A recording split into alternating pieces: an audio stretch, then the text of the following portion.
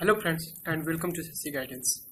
आज का हमारा टॉपिक जो है फिर से ज्योमेट्री से है, ट्रायंगल का। आज जो है हम ट्रायंगल की सभी इम्पोर्टेंट थ्योरम्स देखेंगे। पिछले वीडियो में जो हमने ट्रायंगल का वीडियो बनाया उसमें हमने ट्रायंगल से संबंधित सभी बेसिक इन्फॉर्मेशन देखी थी। ट्रायंगल के बारे में बहुत कुछ जानकारी हमने देखी थी। अब जो है सभी इम्पोर्टेंट थ्योरम्स हम ले रहे हैं। ये वीडियो बहुत ही इम्पोर्टेंट है क्योंकि इस चैप्टर से जितनी भी थ्योरम्स बनती हैं वो सभी आज हम कवर करेंगे। और ये अगर थ्योरम्स आपको तैयार हो गई तो इस चैप्टर के जो क्वेश्चन होते हैं बहुत ही आसानी से आप कर सकते हैं। तो काफ़ी इम्पोर्टेंट थ्योरम्स हैं और इन्हें आप नोट जरूर करें और अच्छे से तैयार करें क्योंकि ज्योमेट्री के ये जो चैप्टर हैं काफ़ी इम्पोर्टेंट हैं और काफ़ी इम्पोर्टेंट रोल प्ले करते हैं एग्जाम में, क्योंकि इनके जो क्वेश्चन होते हैं वो आप ही बहुत ही आसानी से और कम समय में सॉल्व कर सकते हैं क्योंकि इसमें जो है कैलकुलेशन का पार्ट नहीं होता है। क्यों? क्योंकि इसमें थ्योरम्स लगती हैं। थ्योरम से आपको रिलेशन बना के कोई एंगल निकालना होता है, तो उसमें कैलकुलेशन नहीं होती है, तो इसको जल्दी से आप कर सकते हैं और टाइम सेव कर सकते हैं इसके क्वेश्चन से। उसके लिए क्या करना है कि आपको जितनी भी थ्योरम्स होती है इसके चैप्टर्स की वो बहुत ही अच्छे से आपको तैयार होनी चाहिए। तो क्वेश्चन बहुत ही आसानी से और बहुत ही कम समय में आप सॉल्व कर सकते हैं। तो चलिए शुरू करते हैं आज के टॉपिक और देखते हैं आज के इम्पोर्टेंट थ्योरम्स। तो फर्स्ट थ्योरम क्या है? किसी भी त्रिभुज के तीनों अंतःकोणों का योग 180 डिग्री होता है। जी हाँ, अगर कोई त्रिभुज ट्रायंगल आपको दिया हुआ है ABC हम मान लेते हैं, तो इसके सभी कोणों का योग, कोण A, कोण B और कोण C, इनका योग कितना हो जाएगा? 180 डिग्री। कोण A प्लस कोण B प्लस कोण C होता है 180 डिग्री। ये फर्स्ट फार्मूला रहा फर्स्ट थ्योरम का। अब नेक्स्ट देखते हैं। नेक्स्ट क्या दिया हुआ है? त्रिभुज के तीनों बहिष्कोणों का योग 360 डिग्री होता है। पहले देख लेते हैं बहिष्कोण किसे कहते हैं। तो अगर ये त्रिभुज दिया हुआ है आपको, तो इसकी तीनों रेखाओं को बढ़ा दिया जाए। जैसे कि इसको इधर बढ़ाया जाए, इधर और इधर, तो ये जो ट्रायंगल बनेंगे, ये जो एंगल बनेंगे बाहर की ओर, इन्हें क्या कहेंगे? बहिष्कोण। तो ABC पर बहिष्कोण बन जाएंगे, तो इनका योग क्या हो जाएगा? तो अगर इसको हम EFG मान लें, तो ये कोण एक बनेगा BAF, कोण BAF प्लस एक ये बनेगा CBF, सॉरी यहाँ E था तो BAE प्लस कोण CBF प्लस एक ये एंगल है BCG प्लस कोण BCG हो जाएगा कितना? 360 डिग्री। यानी तीनों बहिष्कोणों का योग कितना होता है? 360 डिग्री। तो एक तो ये बहिष्कोण, अब इधर भी अगर सेम हमने इधर को बढ़ाया, तो अगर इधर को बढ़ाया तो एक ये एंगल बनेगा। इसको इधर बढ़ाया था तो इस बार हम बाहर की ओर बढ़ाया था, तो इस बार बाहर इधर बढ़ा लेते हैं इसको, तो ये बहिष्कोण बनेगा। पिछली बार इस रेखा को बढ़ाया था, अगर इस रेखा को हम बढ़ा ले तो ये बनेगा। तो कोई भी तीनों, अब ये तीनों बहिष्कोण बने, इनका योग या फिर उनका योग, कोई भी तीन बहिष्कोण ले लिए जाए तो उनका योग क्या होगा? 360 डिग्री। तो बहिष्कोण क्या होते हैं कि भुजाओं को बाहर की ओर बढ़ा दिया जाए, तो जो कोण बनता है उसे बहिष्कोण कहते हैं। और तीनों बहिष्कोणों का योग कितना होता है? 360 डिग्री। अब नेक्स्ट थर्ड थ्योरम देखते हैं। थर्ड क्या है कि त्रिभुज का कोई एक बहिष्कोण जो होता है दो दूरस्थ अंतःकोणों के योग के बराबर होता है। तो जैसे कि कोई भी हम ट्रायंगल ले लें, तो ABC हमने ले लिया, कोई एक बहिष्कोण हम बना लेते हैं। जैसे कि BC को हम आगे की ओर बढ़ा दें और इसको E नाम दे दें, तो ये ACE, ये जो बहिष्कोण बना है, क्या कह रहा है कि ये दूरस्थ अंतःकोणों के योग के, जो दो दूरस्थ अंतःकोण, तीन अंतःकोण होते हैं, 1 2 3, तो जो दूरस्थ अंतःकोण यानी कि पास वाले अंतःकोण को छोड़ दे तो ये बनेगा कोण A कोण B, इनके योग के बराबर होता है। यानी कि कोण ACE इक्वल टू हो जाएगा कोण A यानी कि ये एंगल और प्लस कोण B, ये दोनों अंतःकोणों के योग के क्या हो जाएगा? बराबर हो जाएगा। ये होती है बहिष्कोण प्रमेय। ये हो गया। अब नेक्स्ट देख लेते हैं फोर्थ। इसमें क्या दिया हुआ है? इसमें कह रहा है कि किसी भी त्रिभुज के समान भुजा के सामने वाले कोण समान होते हैं। यानी कि अगर कोई त्रिभुज दिया हुआ है ABC हम मान लेते हैं, तो इसकी अगर दे दे कि ये भुजा और ये भुजा समान है, तो क्या कह रहा है कि इनके सामने के कोण भी समान होंगे। जैसे इस भुजा के सामने कोण कौन सा है, बी, और इस भुजा के सामने का कोण सी है, तो ये कोण क्या कह रहा है कि आपस में बराबर हो जाएंगे। अगर हमें दिया हुआ है कि कोई भी दो भुजाएं बराबर, जैसे कि अगर दिया है कि ए बी बराबर ए सी है, तो ए बी के सामने की कोण सी इक्वल हो जाएगा ए सी के सामने का कोण बी, ये दोनों क्या हो जाएंगे, बराबर। तो थ्योरम क्या हो जाती है, किसी भी त्रिभुज के समान भुजा के सामने वाले कोण समान होते हैं। या फिर इसी का उल्टा अगर दे दें कि दो कोण समान दे दें तो उनके सम्मुख भुजा समान हो जाएगी, तो इसका अपोजिट भी क्या होगा, सही। अगर हमें दे दिया है ये त्रिभुज और बोल दे कि कोण ए इक्वल टू कोण बी है, यानी कि ये कोण ए और कोण बी बराबर है, तो क्या हो जाएगा, इसी का उल्टा हो जाएगा। इसके सम्मुख जब दो कोण बराबर है तो इनकी सम्मुख भुजाएं भी बराबर होगी। तो कोण ए के सम्मुख भुजा कौन सी है, बी सी, तो बी सी इक्वल टू हो जाएगी कोण बी के सामने की भुजा ए सी। तो दोनों तरफ से हमें याद होना चाहिए कि जब दो भुजाएं समान दी हुई हों किसी भी त्रिभुज में तो उनके सम्मुख कोण समान होंगे। या फिर दूसरा क्या है कि अगर किसी त्रिभुज के दो कोण समान दिए हुए हों तो उनके सम्मुख भुजाएं जो हैं बराबर होंगी। क्लियर है। अब नेक्स्ट देखते हैं,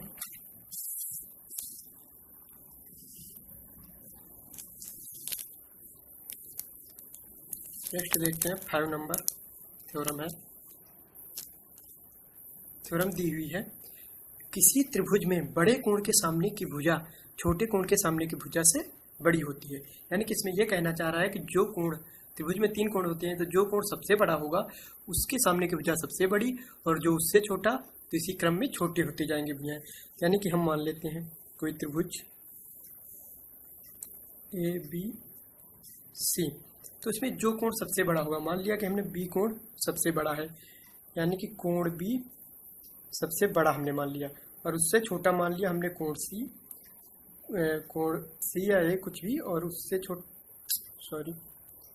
सी, और उससे छोटा मान लिया कोण ए। यानी कि सबसे बड़ा कोण बी है, उससे छोटा कोण सी, तो उससे छोटा कोण ए, यानी सबसे छोटा कोण ए है। तो क्या कह रहा है कि जो कोण सबसे बड़ा होगा उसके सामने की भुजा भी सबसे बड़ी होगी। यानी कि बी कोण अगर सबसे बड़ा हमने लिया तो सामने की भुजा कौन सी है, ए सी, ये क्या हो जाएगी, सबसे बड़ी।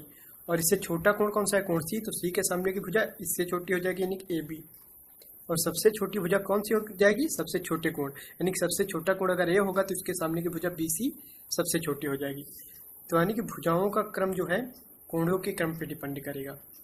या फिर इसी का उल्टा क्या हो जाएगा, जो भुजा सबसे बड़ी होगी उसके सामने का कोण सबसे बड़ा होगा। तो यानी कि हमें यह याद रखना होगा कि त्रिभुज में जो कोण सबसे बड़ा होता है उसके सामने की भुजा सबसे बड़ी होती है, और जो कोण छोटा होता है उसके सामने की भुजा भी छोटी होती है। इसी का उल्टा भी हम याद रखेंगे कि जो भुजा सबसे बड़ी होगी उसके सामने का कोण भी सबसे बड़ा होगा। ठीक है, तो चलिए ये होगी थ्योरम्स। अब नेक्स्ट देखते हैं 6th नंबर। ये काफ़ी इंपॉर्टेंट थ्योरम्स है, इस पे क्वेश्चन बहुत पूछे जाते हैं, तो इसको आप अच्छे से लिख भी लें और तैयार भी करें। 6th नंबर जो हम डिस्कस करने जा रहे हैं, तो इसमें क्या दिया हुआ है, एक समद्विबाहु त्रिभुज में यदि असमान भुजा के सम्मुख शीर्ष से असमान भुजा पर लंब डाला जाए तो ये 3 पॉइंट बनते हैं। यह काफ़ी इंपॉर्टेंट पॉइंट है। इन 3 पॉइंट से क्या होगा कि समद्विबाहु त्रिभुज की जितनी भी प्रॉपर्टीज होगी आपको अच्छे से तैयार हो जाएंगी। तो जब इस समद्विबाहु त्रिभुज के फिगर के बारे में सब कुछ आपको पता होगा तो इसमें इससे जो भी क्वेश्चन बनेगा वो आप बहुत ही आसानी से लगा लोगे। तो देखते हैं क्या क्या बनता है। तो पहले तो एक समद्विबाहु त्रिभुज बना लेते हैं। ये त्रिभुज हमने मान लिया समद्विबाहु त्रिभुज है ए बी सी, जिसमें हमने मान लिया कि ए बी बराबर ए सी है, मान लिया हमने। तो क्या कह रहा है कि एक समद्विबाहु त्रिभुज में असमान भुजा के सम्मुख कोण, तो ये दोनों बराबर भुजाएं हो गई, तो असमान भुजा कौन सी है, बी सी। तो इसके सम्मुख कोण से, शीर्ष कोण से, शीर्ष से असमान भुजा पर इसके सम्मुख शीर्ष कौन सा होगा, ये असमान भुजा पर क्या डाला जा रहा है, लंब। तो चलो इस पे लंब डाल देते हैं। लंब डाल दिया गया तो पहली चीज तो ये 90 हो जाएंगे दोनों। ठीक है, और इसको नाम दे देते हैं हम डी, ए डी, मान लिया कि लंब डाला गया। ठीक है, इतना दे दिया। तो अब पहला पॉइंट क्या है, लंब जो है शीर्ष कोण को समद्विभाजित करता है। जी हाँ, फर्स्ट पॉइंट इंपॉर्टेंट, इसको याद रखें कि जब भी किसी समद्विबाहु त्रिभुज के असमान भुजा के सम्मुख शीर्ष से लंब डाला जाएगा तो शीर्ष कोण क्या हो जाएगा, समद्विभाजित हो जाएगा। यानी कि ये कोण इक्वल टू हो जाएगा इस कोण के। तो क्या लिख लेंगे हम, कोण B A D, equal to हो जाएगा कोण DAC। ये हमें याद रखना होगा, बहुत यूज आएगा जब क्वेश्चन दिया होगा। तो क्या हुआ, ये 90 हो गया और ये दोनों बराबर हो गए। तो ऐसे में क्या होता है, कोई एक कोण दे देता है, तो फिर अगर ये हमें ये नहीं पता कि दोनों बराबर हो जाएंगे तो हम सॉल्व नहीं कर पाएंगे। अगर पता होगा तो हम डायरेक्ट अब क्वेश्चन आसानी से हम सॉल्व कर लेंगे। ठीक है, तो क्या है कि किसी भी समद्विबाहु त्रिभुज की असमान भुजा के सम्मुख शीर्ष से असमान भुजा पर जब लंब डालते हैं तो सम्मुख शीर्ष कोण जो है दो भागों में विभाजित हो जाता है। ठीक, समद्विभाजित हो जाता है, यानी कि ये कोण अब इस कोण के बराबर हो जाएगा। तो कोण BAD इक्वल टू कोण DAC। ये फर्स्ट हो गया पॉइंट। सेकंड पॉइंट देखते हैं, इसमें क्या है कि लंब जो है असमान भुजा को समद्विभाजित करता है, यानी कि लंब जो है असमान भुजा, ये जो भुजा है इसको समद्विभाजित करता है। तो ये भी एक इंपॉर्टेंट चीज पता चली कि ये दो भुजाएं यानी BD बराबर DC हो जाएगा। तो ये भी, तो जब रेखाओं से संबंधित कोई क्वेश्चन बनता है तो ये चीज काम में आती है कि हमें पता लग जाता है कि ये बराबर इसके हो जाएगा। तो क्या हो जाएगा, BD रेखा इज इक्वल टू हो जाएगी DC। BD इक्वल टू बन जाएगा DC। तो क्या होगा कि जब किसी समद्विबाहु त्रिभुज में असमान भुजा के सम्मुख शीर्ष से असमान भुजा पर लंब डाला जाए तो असमान भुजा दो बराबर भागों में विभाजित हो जाती है। और थर्ड पॉइंट क्या है हमारा, लंब जो है असमान भुजा की माध्यिका हो जाती है। जी हाँ, क्योंकि ये दोनों बराबर हो गए, यानी कि मध्य बिंदु से मिल रहा है। जब मध्य बिंदु से मिलता है कोई शीर्ष, जब किसी शीर्ष को सम्मुख भुजा के मध्य बिंदु से मिलाते हैं तो वो क्या बन जाता है, माध्यिका उस भुजा की। तो ये BC की माध्यिका हो गई। तो ये रहे 3 पॉइंट समद्विबाहु त्रिभुज से। काफी इंपॉर्टेंट पॉइंट थे, इनको आप याद रखें, क्वेश्चन में बहुत यूज आएंगे। अब नेक्स्ट थ्योरम देख लेते हैं, 7th। इसमें क्या दिया हुआ है कि किसी समकोण त्रिभुज के कर्ण पर डाला गया लंब उसके द्वारा बनाए गए अंतःखंडों के गुणनफल के वर्गमूल के बराबर होता है। यह भी काफी इंपॉर्टेंट, इससे फार्मूला बनेगा। चलिए देखते हैं क्या दिया हुआ, किसी समकोण त्रिभुज के कर्ण पर लंब डाला जा रहा है। तो पहले तो हम एक समकोण त्रिभुज बना लेंगे।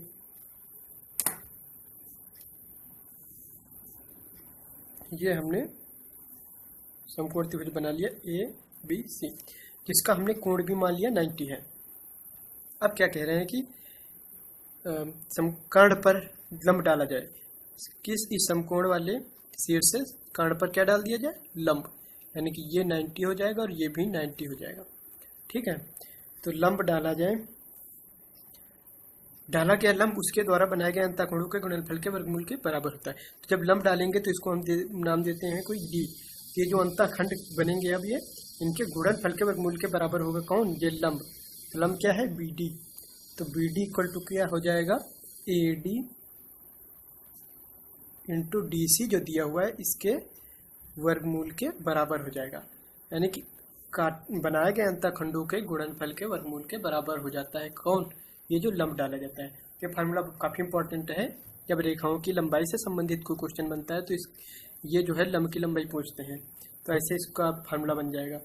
यानी कि हम यहाँ से ये भी लिख सकते हैं BD स्क्वायर बराबर AD इंटू DC, क्योंकि इस फार्म में ज़्यादातर हमें फार्मूला देखने को मिलता है। तो ये दो फार्मूले हमारे इससे बन जाएंगे जब हम किसी समकोण त्रिभुज में समकोण शीर्ष से कर्ण पर लंब डालेंगे तब, ये दो। और एक और फार्मूला बनता है कि अगर इस फॉर्म में अगर इनकी वैल्यू दी हुई हो तब पूछते हैं BD की, तो ये फार्मूला लगाएंगे हम, ये या ये कोई भी सेम है, दोनों लगा देंगे। लेकिन अगर हमें AB BC या AC में कुछ वैल्यू दी होंगी तब कैसे लगेंगे, तो उसका भी एक फार्मूला बनता है। क्या बनता है, तब BD बराबर हो जाता है AB, यानी कि आधार और लंब का गुणनफल, AB इंटू BC। आधार और लंब जो भी होंगे उनका गुणनफल, और बटे हो जाता है कर्ण AC। यानी कि अगर काटे गए अंतःखंडों की वैल्यू ना देके AB BC की वैल्यू कुछ दी हुई हो और AC की वैल्यू, तो ये फार्मूला लगता है। तब हम लंब की लंबाई कैसे निकालेंगे, इस फार्मूले का यूज करके।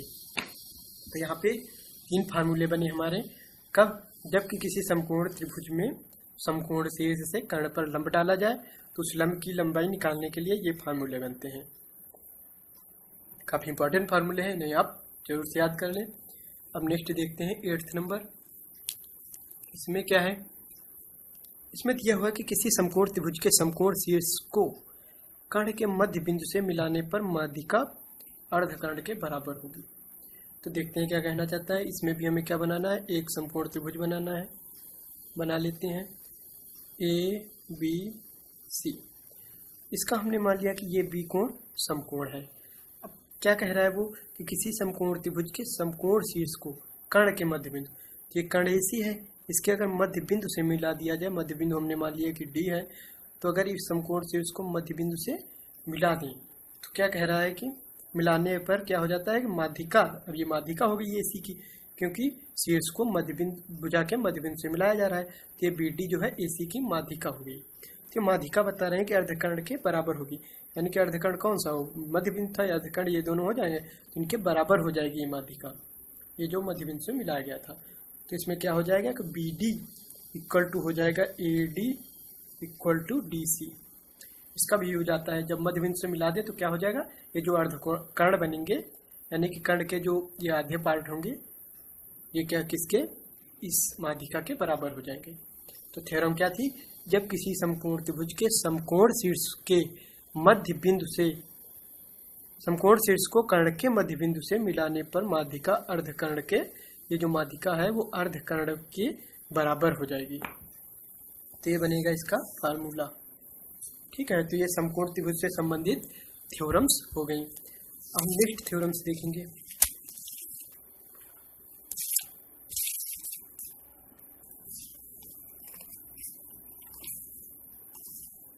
नेक्स्ट हमारी 9 नंबर थ्योरम 8 हो गई, देखते हैं 1 मिनट।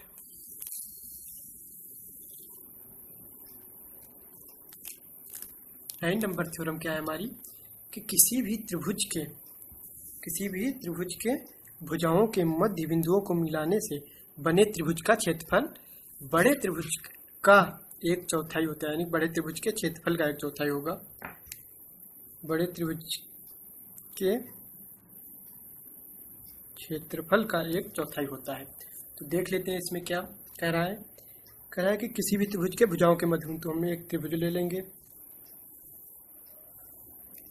ये हमने ले लिया ABC एक त्रिभुज। कह रहा है कि मध्य बिंदुओं को मिलाने से, तो इसके मध्य बिंदु हम मान लेंगे, माना AB का मध्य बिंदु हम D मान लेते हैं, BC का E और AC का F हमने मान लिया कि ये 3 मध्य बिंदु हैं। ठीक है, कह रहा है इन तीनों मध्य बिंदुओं को मिलाने से, तो मिला देंगे हम तीनों मध्य बिंदुओं को आपस में। तो ये जो नया बोल रहे हैं कि जो नया त्रिभुज बनता है इसका जो क्षेत्रफल होता है बड़े त्रिभुज का 1/4 होता है। तो पहला फार्मूला लिख लेंगे कि त्रिभुज DEF, ये जो नया बना कौन सा बना, DEF का क्षेत्रफल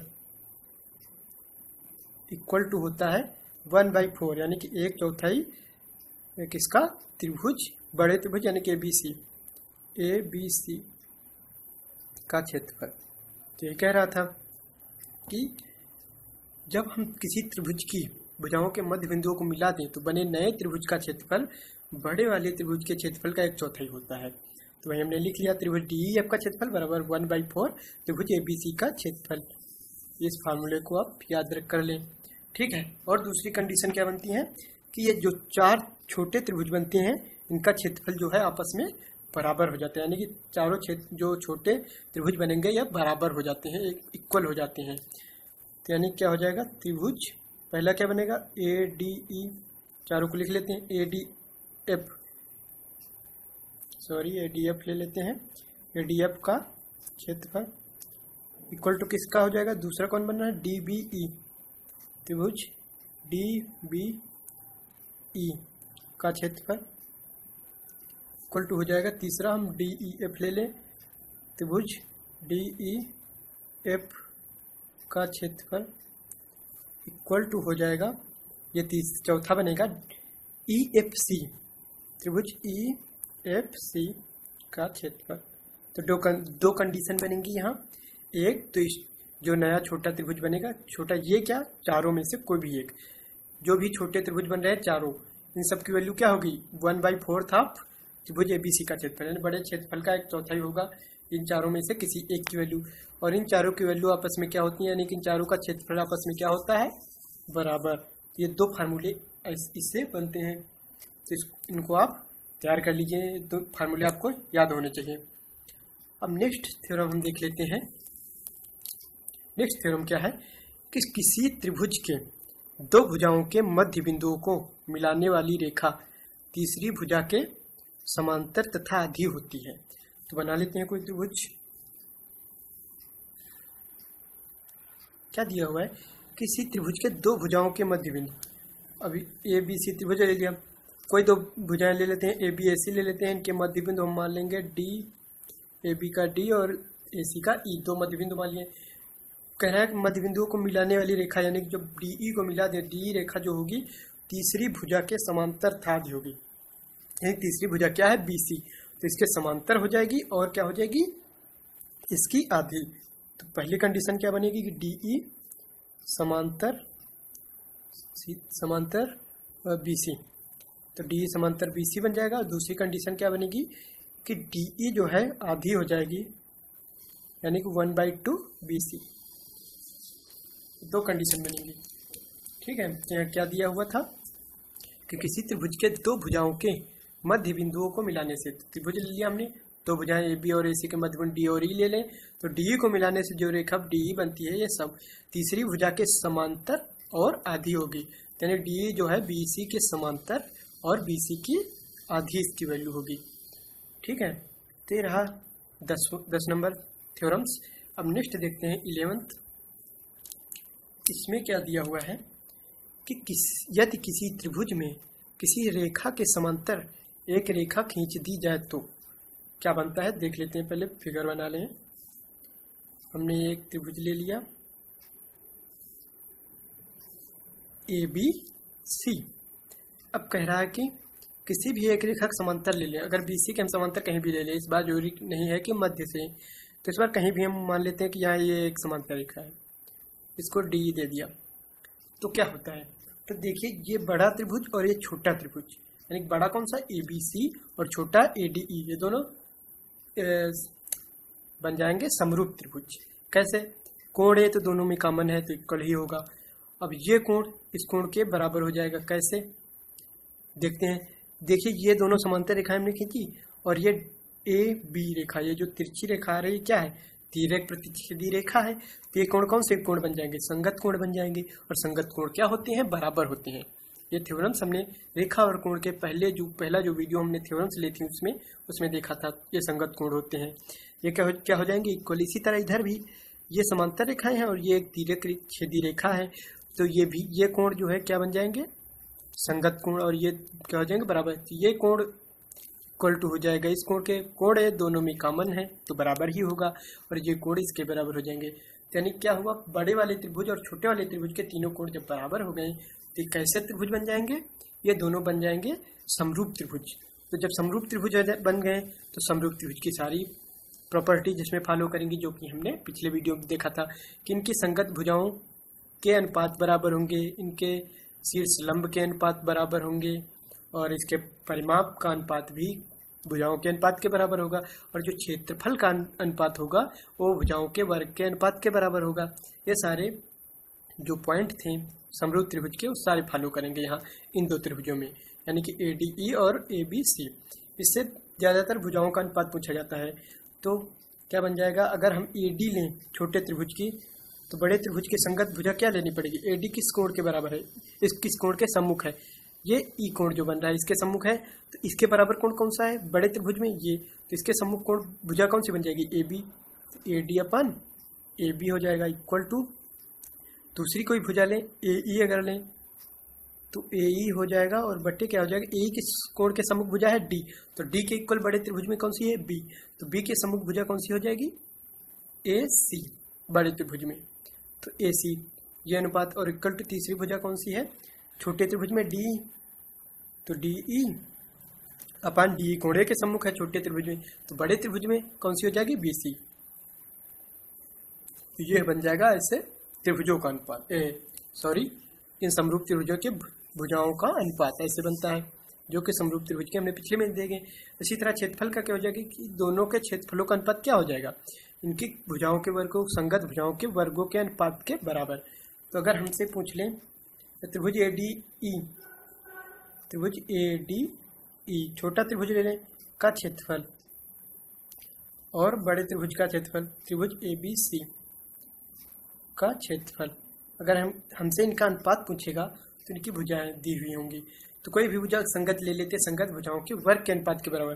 तो कोई अगर हमने AD भुजा ले ली, AD की वैल्यू दी हुई है, तो AD का स्क्वायर हो जाएगा, और AD के संगत बड़े त्रिभुज में भुजा कौन सी है, ये, क्योंकि AD E के सम्मुख E के सामने की भुजा है और E के बराबर बड़े त्रिभुज में ये कोण है, तो इसके सम्मुख भुजा AB हो जाएगा। तो बट्टे क्या हो जाएगा, AB स्क्वायर, ये बन जाएगा। ठीक है, क्षेत्रफल से संबंधित। तो दोनों के क्षेत्रफल का अनुपात क्या हो जाएगा, उनके भुजाओं के वर्गों के अनुपात के बराबर। और क्या बनता है, ये तो हो गया क्षेत्रफल का। और परिमाप क्या होता है, परिमाप भुजाओं के अनुपात के बराबर होगा, और शीर्षलंब भी शीर्षलंब के अनुपात के बराबर या भुजाओं के अनुपात के बराबर। ठीक है, तो ये बनेंगे दो समरूप त्रिभुज। इससे क्वेश्चन काफ़ी बनते हैं, इसलिए काफ़ी इंपॉर्टेंट बन जाता है ये थ्योरम्स। इसको आप अच्छे से तैयार करें। और संगत भुजाएं, मैंने बताया है कि कोणों को ध्यान में रखते हुए संगत भुजाएं लेना, क्योंकि अगर क्वेश्चन में स्पेशली दे दिया कि ये कोण इसके इक्वल है, दे देते हैं कभी कभी, कई क्वेश्चन ऐसे बनते हैं, हम क्वेश्चन में जब क्वेश्चन लेंगे इस चैप्टर के तो देखेंगे भी, बता देते हैं कि ये कोण इसके इक्वल है और ये कोण इसके इक्वल, तो ये अपोजिट बन गए। तब हमें जब संगत भुजाएं लेंगे तो कोणों को ध्यान में रखेंगे कि यानी कि इसके सम्मुख भुजा ये लेंगे तो हम बड़े त्रिभुज में इसके बराबर अगर ये दिया हो तो इसके सम्मुख भुजा ये लेंगे। ठीक है, तो जरूरी नहीं है कि ये कोण इसके इक्वल हो, अगर उन्होंने ये दे ही दिया तो होगा। कभी कभी चेंज कर देते हैं, क्योंकि ऐसे तो ये बन रहा है समरूप से, लेकिन कभी कभी वो चेंज कर देते हैं कोण की वैल्यू। ठीक, तो ये हो जाएगा, इसकी थ्योरम्स बन जाएंगी। अब नेक्स्ट थ्योरम देखते हैं। नेक्स्ट थ्योरम क्या दी हुई है, दिया है कि किसी त्रिभुज के दो आंतरिक कोणों के अर्धक जिस बिंदु पर मिलते हैं उस पर बने कोण का मान क्या होता है। तो देख लेते हैं मान क्या होता है। पहले तो बना लेंगे हम फिगर। एक त्रिभुज हमने बना लिया ABC, कह रहा है दो आंतरिक कोणों के अर्धक, दो आंतरिक कोण हम B और C ले लें, इनके अर्धक, आंतरिक कोण का अर्धक यानी इस कोण का अर्धक हमने इधर खींच लिया और C का अर्धक ऐसे खींच लिया। तो जिस बिंदु पर मिलेंगे उसका ये आंतरिक कोण पूछ रहा है कि इसकी वैल्यू क्या होगी, यानी BOC की वैल्यू क्या होती है। तो इसका फार्मूला हम देख लेते हैं, इंपॉर्टेंट है इसका। आप डायरेक्ट फार्मूला याद रखिए, क्योंकि ऐसे आप बनाएंगे तो 2-4 इक्वेशंस लिख के आपको सॉल्व करना पड़ेगा। तो अगर इसका फार्मूला याद रखें तो डायरेक्ट फार्मूले से हम आंसर निकाल लेंगे। तो कोण BAC की BOC की वैल्यू क्या हो जाती है, 90 प्लस हाफ कोण A, यानी कि 90 प्लस शीर्ष कोण का आधा, यानी तीसरा जो आंतरिक कोण बचेगा उसका आधा। तो 90 प्लस 1/2 ऑफ कोण A, ये बन जाता है फार्मूला किसका, जब किसी त्रिभुज के दो आंतरिक कोणों के अर्धक जिस बिंदु पर मिलते हैं उसका जो ये आंतरिक कोण बनेगा उसकी वैल्यू का ये फार्मूला होता है। ठीक है, तो इस BOC की वैल्यू आ गई। अब नेक्स्ट देख लेते हैं। नेक्स्ट इसी में क्या है कि किसी त्रिभुज की दो भुजाओं को एक ही दिशा में बढ़ाया जाए और बने बहिष्कोण को समद्विभाजित किया जाए तो समद्विभाजक जिस बिंदु पर मिलता है वहां पर बना अंतःकोण। अब इसी में सेम है, इसमें बाहर की ओर बढ़ा के बनाएंगे। तो देख लेते हैं इसमें क्या त्रिभुज हमने बनाया ABC, करें कोई भी दो भुजाएं बाहर की ओर बढ़ा लें। तो हमने माना कि हम AB को इधर को बढ़ा लिया और AC को ऐसे बढ़ा लिया। तो अब ये जो दो बहिष्कोण बने, तो कह रहा इनके इन बहिष्कोणों का अर्धक, तो एक ये बहिष्कोण का अर्धक ले लें, एक ये जहां पर मिलते हैं। अब इस कोण का, इसको O मान ले, तो इस BOC का वैल्यू पूछ रहा है। ठीक है, तो इसका भी फार्मूला याद कर लें, इसका भी डायरेक्ट फार्मूला अगर आप याद रखेंगे तो आसानी से आप क्वेश्चन को सॉल्व कर लेंगे। तो इसकी वैल्यू क्या हो जाती है, कोण BOC इक्वल टू हो जाता है इसमें 90 माइनस कोण A/2।